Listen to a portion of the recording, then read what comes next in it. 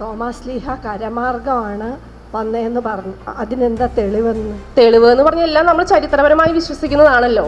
കരമാർഗം വന്നു എന്ന് പറയുന്നത് കാട്ടിലൂടെ ആയിരിക്കാം ആദ്യം വന്നത്.